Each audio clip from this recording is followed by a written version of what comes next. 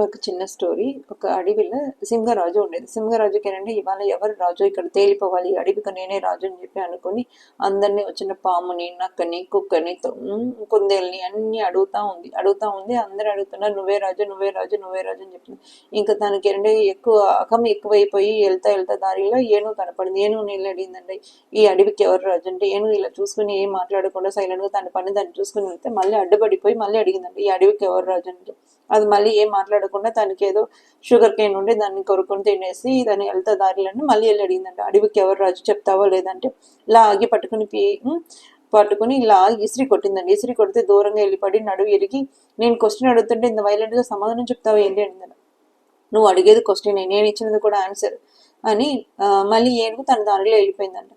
So దీని నుంచి మనం తెలుసుకున్న మారల్ ఆఫ్ ద స్టోరీ ఏంటంటే, ఎవడు బలం తెలియకుండా వాడి దగ్గరికి వెళ్ళి ఎవడని చెప్పి ఎక్కువ నోటు తోలితే మాట్లాడటం మంచిది కాదు, బలం తెలుసుకుని మాట్లాడటం మంచిది.